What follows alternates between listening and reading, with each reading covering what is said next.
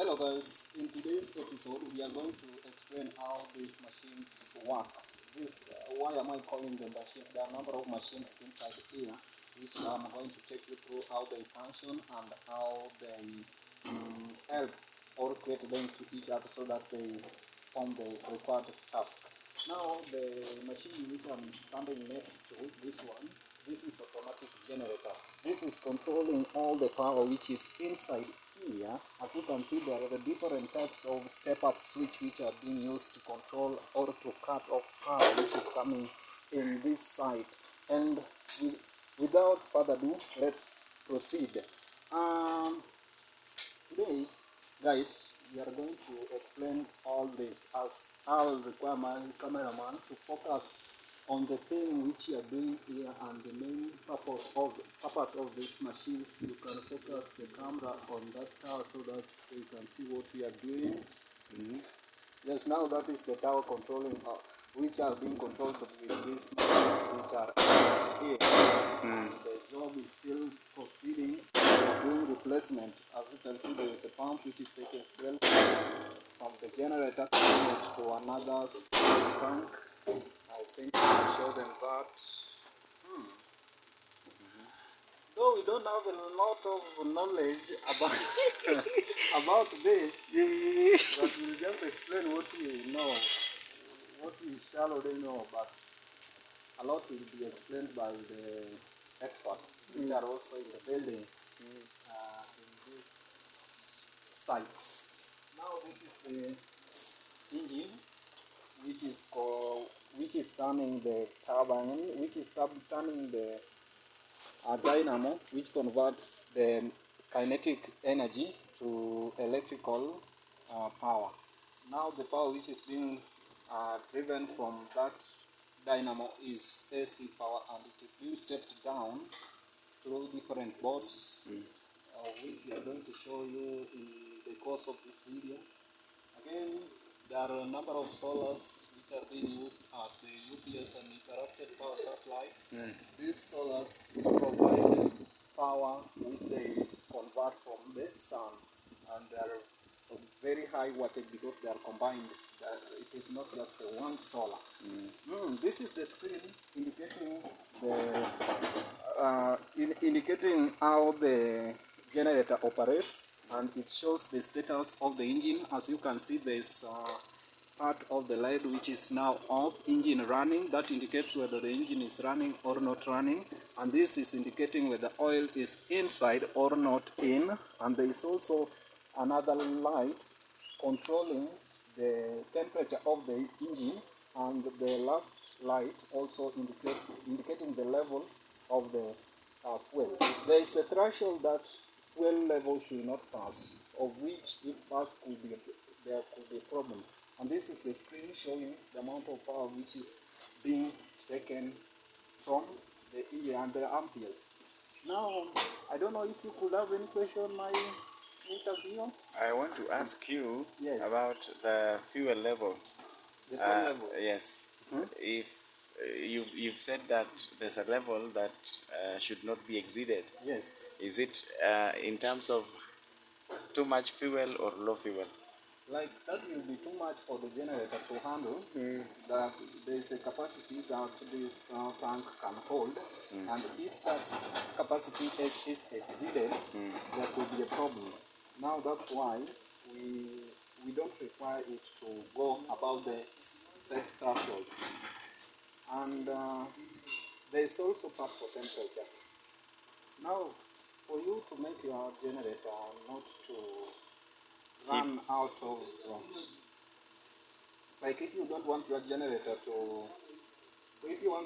to function normally, it should operate within the required temperature. It should not go above the stated temperature. And also there is a temperature sensor of which is inside the generator that controls everything. It is connected to a chip IC which is LM324. LM324 has got 4 comparators. So what do those mean?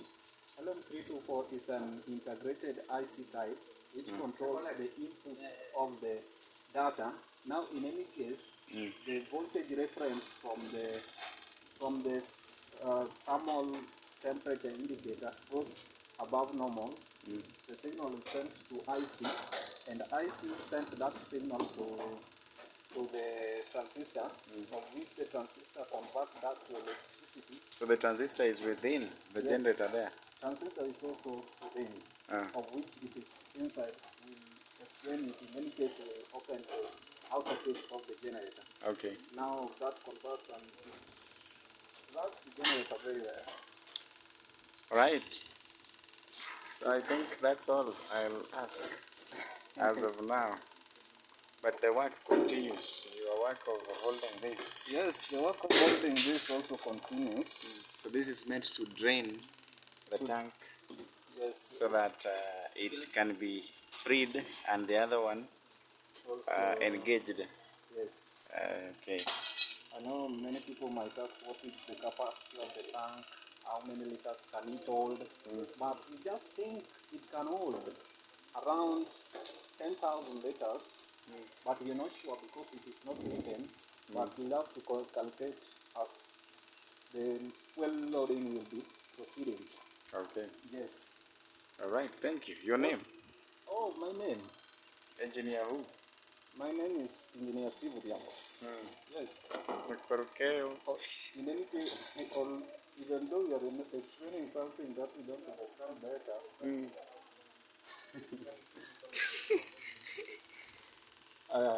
or there are other things that we do. Now, in other parts, we can say, like you can see, these things are coiled. These are to make sure that in any case there is any contraction or these pipes, you can see there are others which are coiled. So now in any case there is any contraction or expansion, there will be no problem in the pipe. They're of sufficient length. Yes. Okay. And then what he's tapping on? Now The yellow thing. that One with the yellow knob. that is used to control the speed of the engine. Okay. And the higher the speed, the higher the efficiency of the So dynamo. by speed you mean revolutions per minute Revolution per minute. of the turbine, Yes. if it has one. Yes. Okay. And also you can see there's a blade and there's a fan. The fan takes out air, hot air outside while replacing with cold air yes, to cool the engine. to cool the engine. And you've called these ones what? Breathers? Which one? These are the breathers. You can see the part of the... I'm talking about these ones. Some are using plugs. Which ones? These ones? No. These guys. Now those are connected to Are they the plugs. plugs? Okay. This engine is a 4-plug engine. Which means? It is a 4-stroke engine. It is being driven by four plugs. and that's what makes the engine spines. Okay. So 4 plugs have a significance. Why 4 and not 3 or 5? Yes. What's the question? Why 4 and not 3 or 5 plugs? Now it depends on the load that the engine drives. Now if there is a high load to be handled by the engine, there will be a lot of plugs. Like for aeroplane, like plugs help even in enhancing speed. Now if The rate at which fuel is ignited to produce what? Energy? What? now the plug is, the main purpose of the plug is to help in any case it is to help in burning of fuel. Now when fuel is burned, it gives pressure, for which the pressure pushes the valve, and this valve turns the turbines, and that's how it works. Okay. Yes, but don't forget you're explaining what you don't know. We will ask the experts. Yes, we ask the expert in the building. Yes, so ladies and gentlemen, it's your homeboy Trugax alongside Steve, engineer Steve. He was taking us through what we have just seen I'm the layman, and he's also a layman, but he has a bit of grasp of how these things work, and I think that's where we end. Thank you. We also have a guy here. Engineer mkubwa.